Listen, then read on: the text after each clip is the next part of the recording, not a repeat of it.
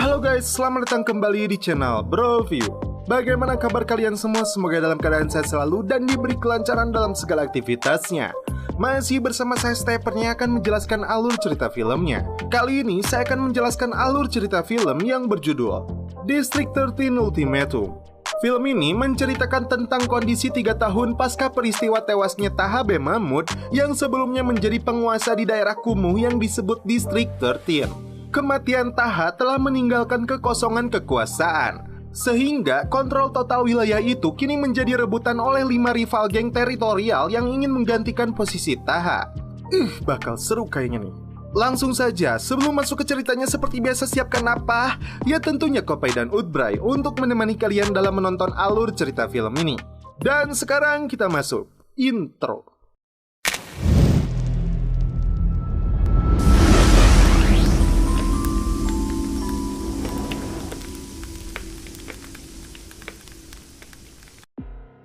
Di awal film, kita menyaksikan kehidupan keras di wilayah Distrik 13.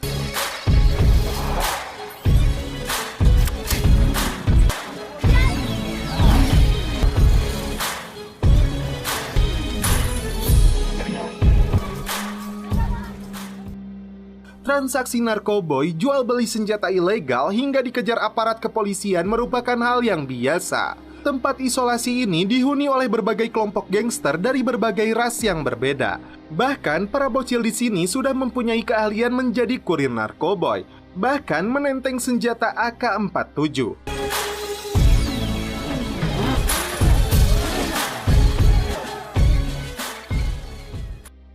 Aktor utama dalam film ini dia adalah Leto yang diperankan oleh David Bell.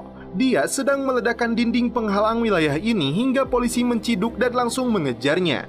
Kecepatannya dalam berlari dan melompat membuat puluhan polisi kewalahan untuk menangkapnya. Bahkan para bocil yang melihat langsung memberikan bantuan dengan meledok polisi-polisi itu.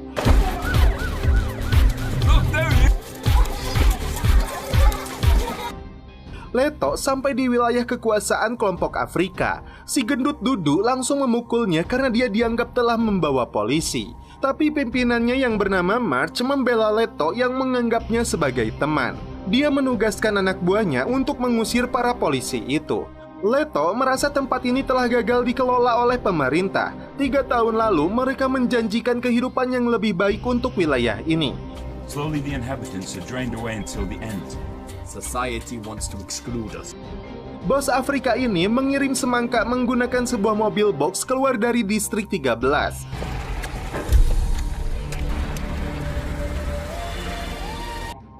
Menuju sebuah tempat yang dikuasai kelompok Cina.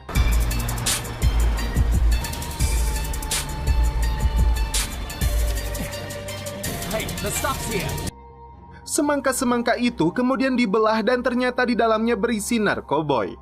Si kumis Ruth kemudian mencoba narkoboy itu. Dia kemudian menemui bosnya yang bernama Wo, si botak gendut yang hobinya celepot. Ruth meminta para pelanggannya untuk menunggu sejenak. Rupanya wanita sekso ini adalah Kapten Demin yang sedang menyamar untuk membongkar kejahatan mereka. You get on your knees, Tubby. Setelah mengikat tangan si gendut, Demin langsung menghubungi timnya yang berada di luar. 2 polisi yang akan masuk ke markas ini dicegah oleh pengawal. Ruda akan memberitahu bosnya, namun Demin langsung menembakkan obat bius di lehernya. Demin meletakkan peledak di mulut Wo. Jika dia berbicara, maka mulutnya dan giginya akan rontok. Demin kembali menyamar dan memanggil pelanggan pertama Wo untuk masuk menemuinya. Disitulah dia langsung membiusnya. Pleasure to see you again. Don't move. Demin kembali memanggil pelanggan kedua yang bernama Hugo. Saat dia akan mengambil pistolnya, namun kapten ini lebih dulu menodongnya. Tell me. Ada seorang pelanggan bernama Sam yang ngecapruk tidak sabar karena pantatnya sudah getek ingin segera bertemu Wo. 1-2 tembakan obat bius tidak membuat Sam pingsan, hingga Demin berkali-kali menembaknya dan barulah dia ambruk. Setelah para pelanggan Wo dilumpuhkan, Demin meminta pasukan segera masuk. Rupanya markas ini telah dilengkapi sistem keamanan yang canggih ketika aparat melakukan penggerebekan. Ternyata di bawah kursi Wo terdapat lubang rahasia. Damien langsung meledakkannya. Tim SWAT membongkar paksa teralis yang menghalangi jalan mereka. Sementara itu, Damien mengeluarkan bos mafia dan para pelanggannya ini melalui lubang tersebut. Tim SWAT mengalami kesulitan karena dihadang sebuah pintu baja berikut semprotan gas beracun. 5 orang anak buah Wo menembaki pintu untuk menyelamatkan bos mereka. Damien mencoba mengeluarkan lukisan senilai 200 miliar euro, namun karena ukurannya terlalu besar, dia tidak dapat mengeluarkannya melalui lubang. Mereka berhasil masuk dan langsung menyerang Damien.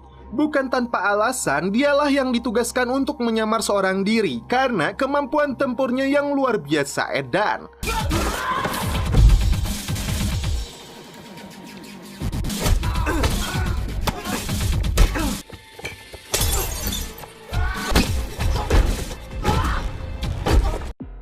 Pasukan SWAT masih sibuk membuka pintu bajanya. Kini, Damien masuk ke dapur produksi melumpuhkan mereka yang langsung mengaktifkan sebuah bom. Dia meminta bantuan dari tim yang berada di luar.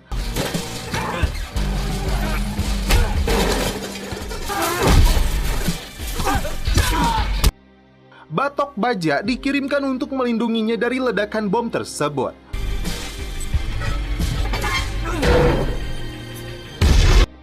Pasukan akhirnya bisa masuk setelah para penjahat sudah teratasi oleh kapten ini. Dia langsung pulang membawa bonus lukisan senilai 200 miliar euro. That's an order. Excellent. Lalu, seorang komandan DIS bernama Walter Desmond dan asistennya Roland menerima sekoper uang untuk sebuah operasi kejahatan dengan tujuan membangun gedung mewah di distrik 13. The operation starts tonight. Damien yang baru pulang ke rumah telah dinanti oleh Sonia dan mereka pun celepok. Di sebuah lokasi, 2 orang cewek yang tidak mempunyai SIM di dalam mobilnya dimintai keterangan oleh polisi. Driver's license. Alright, come on, step out of the car. Let's go. Beberapa meter dari lokasi itu, 3 pemuda di dalam mobilnya melihat kejadian tersebut. Tak lama kemudian muncul agen DIS bernama Roland meminta polisi melepaskan mereka. Tadi diduga dia membantai polisi-polisi ini kemudian memasukkan mereka berikut mobilnya ke dalam sebuah mobil box. Just keep filming. Something stinks here. See, I told you something stinks here. Tentu saja 3 pemuda itu terkejut dan langsung merekamnya. Mobil polisi tersebut dibawa ke wilayah distrik 13 dan diturunkan persis di depan kelompok gangster berambut kriwil. Mereka terkejut setelah melihat mobil polisi itu tiba-tiba berada di dekat mereka. They got balls, I give them that. You're not from around here, huh? How do you know? Roland memberikan tembakan untuk memancing gangster itu agar menembaki mobil polisinya. That's it, die, you pig! Kejadian itu sengaja mereka rekam untuk dijadikan fitnah agar pemerintah meratakan distrik 13. Di saat yang sama, Leto melihat langsung kejadian itu, bahkan dia melihat plat bertuliskan DIS di mobilnya. Di keesokan hari, Damien yang baru bangun dari tidurnya disergap puluhan polisi.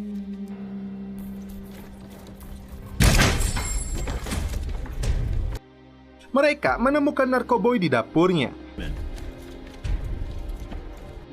Presiden terkejut saat melihat tayangan patroli polisi yang dihabisi oleh gangster yang berada di distrik 13.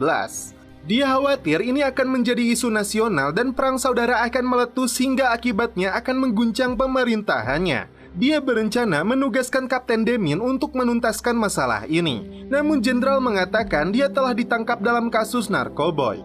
Dia mengusulkan untuk menugaskan komandan DIS yang bernama Walter Gasman untuk menyelesaikan masalahnya. Rekaman itu akhirnya disebarluaskan yang membuat pihak keamanan murka. It's a massacre. Look, they didn't even get to fire back. Bullets, bro! You can see the car's not even low! Seorang tahanan kriwil di gerbang 13 sengaja dibebaskan. Kemudian dia ditembak mati dengan dalih mencoba melarikan diri. It's either. Saat memutar kembali rekaman, Walter terkejut karena ada beberapa remaja yang merekam aksi kejahatan mereka. And then the cops arrived. The Brooks filming. Pemuda itu memberikan rekamannya kepada Leto sebelum dia ditangkap pasukan DIS yang diperintahkan Walter.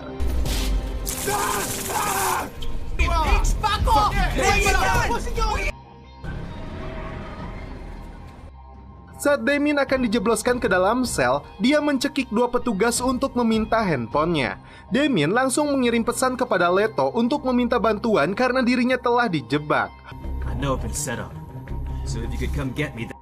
Rupanya Walter sendiri yang menjebak Damien agar dijebloskan ke dalam penjara. HP-nya telah diretas dan mereka mengetahui Damien telah menghubungi Leto. Sebelum Leto masuk ke kamarnya, dia telah membuat semacam jebakan jika ada orang yang mencoba masuk ke rumahnya. Pasukan DIS yang dipimpin Roland dikirim untuk menangkapnya. Over here. Alright, back off, man.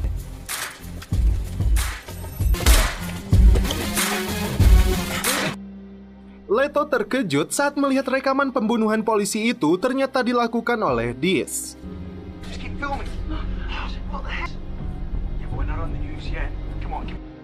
Di sisi lain, dia juga menerima pesan permintaan tolong dari sahabatnya Damien yang sedang ditahan di kantor pusat kepolisian.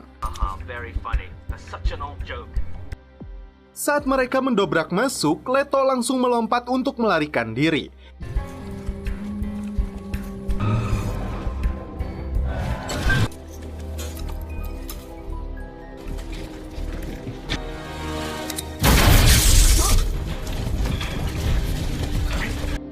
Dia pun melakukan aksi yang sangat keren untuk melompat ke bangunan yang berada di seberangnya. Pasukan ini kewalahan untuk menangkapnya.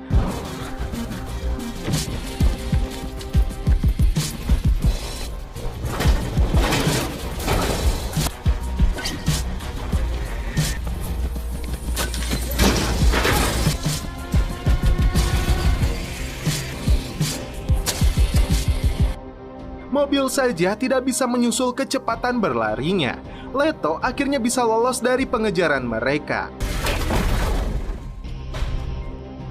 March geram dengan penembakan polisi kepada anak buahnya. Dia datang membawa sebuah roket RPG untuk menghancurkan pos mereka. Leto datang ke kantor polisi untuk menyerahkan diri. Namun karena dia tidak melakukan kejahatan, dia sengaja membenturkan kepala petugas agar dia dijebloskan ke dalam sel. Saat itulah Leto kembali beraksi agar bisa membebaskan Damien.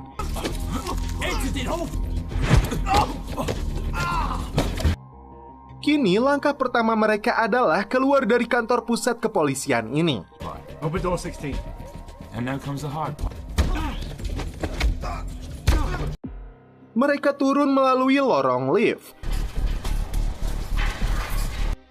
Di kantornya, Presiden dibuat bingung dengan masalah ini. Dan Walter mengintimidasinya untuk melakukan evakuasi dan menangkap seluruh gangster yang berada di distrik 13.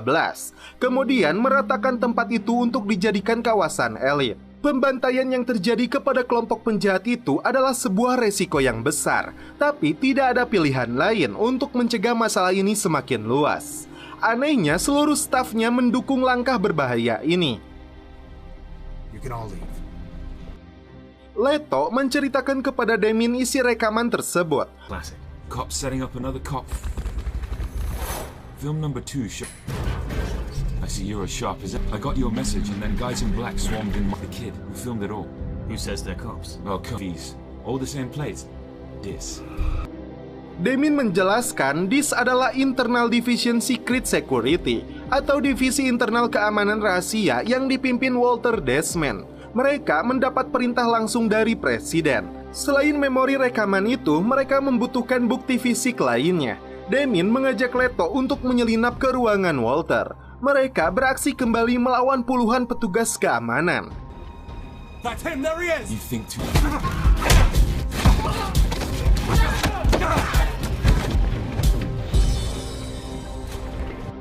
Sementara Damien menghadang mereka, Leto masuk ke ruangan Walter dan mencari buktinya.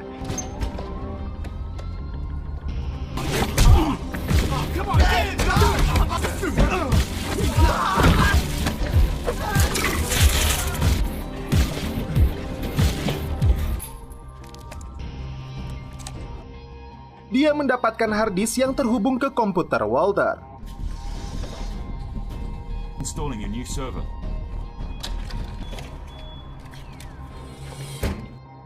Di saat yang sama, Roland dan anak buahnya menyergap Damien. Damien!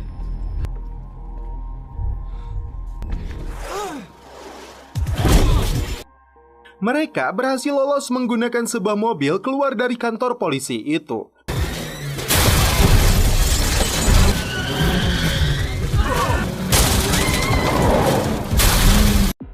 Evakuasi besar-besaran mulai dilakukan di distrik 13.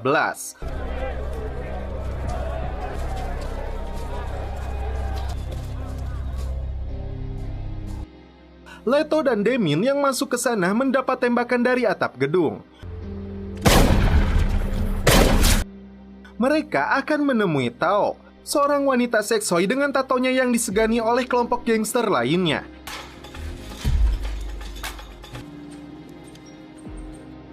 Dari harddisk tersebut, mereka mendapatkan bukti tentang rencana yang dilakukan Walter untuk membombardir distrik 13 melalui tangan presiden.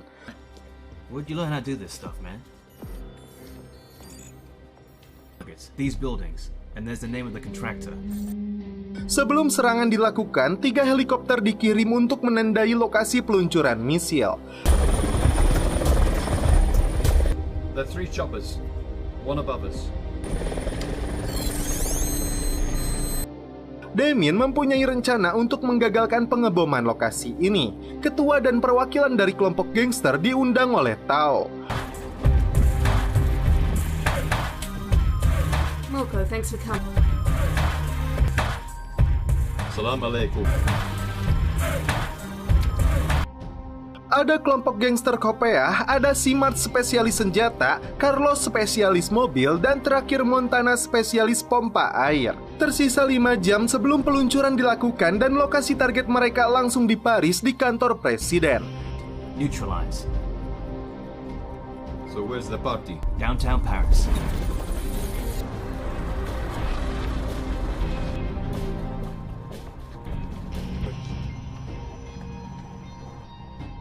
Di sebuah ruang rahasia, Jenderal menyampaikan kepada Presiden bahwa 1 juta orang telah dievakuasi dari distrik 13. Namun, masih ada beberapa ribu orang yang masih bertahan di lokasi itu. Dia meminta evakuasi segera diselesaikan sebelum pengeboman dilakukan. Sebuah koper peluncuran dibawa ke hadapan Presiden.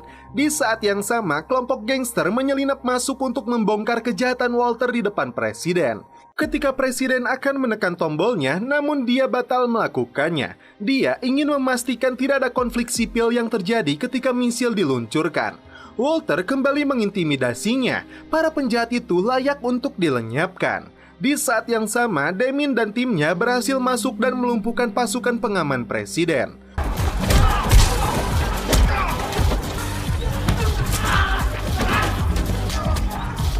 Let's go.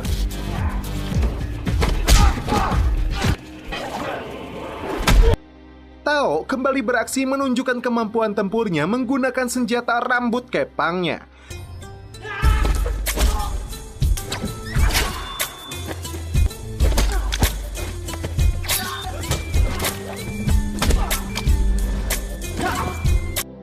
Damien dicegat oleh si Roland, namun dalam satu tendangan yang mendarat di pedangnya, dia pun langsung ambruk.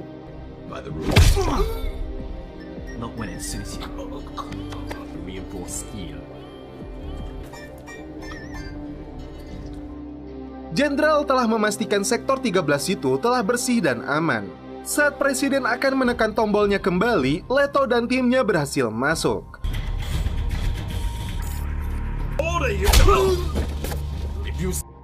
Dia menunjukkan bukti rekaman kejahatan yang dilakukan oleh Dis atas perintah Walter. Walter langsung menyandera Presiden saat sadar kejahatannya telah terbongkar. Right. Nobody move. Come on, sir. Dia memaksa Presiden untuk menekan tombol peluncurannya. Leto mengalihkan perhatiannya agar Damien langsung menendangnya. I'll kill you all together. Come on, press the button now. Press the button!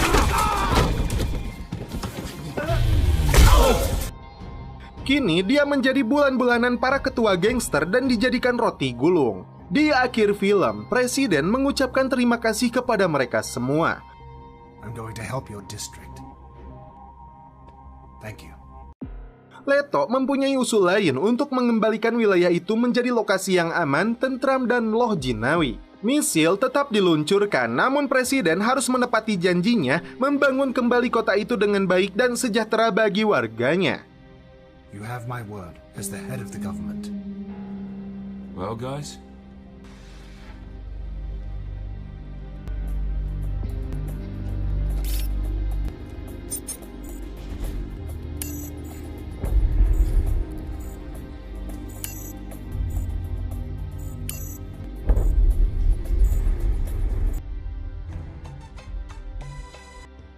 Dan setelah itu film pun berakhir.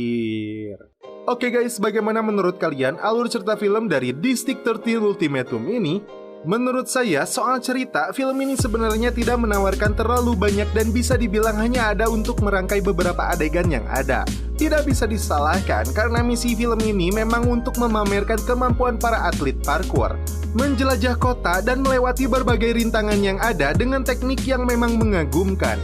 Walaupun mungkin tidak disadari, namun ada kesan film ini adalah bentuk lain dari film Jackie Chan yang juga mengandalkan kemampuan laga yang kadang terlihat mustahil.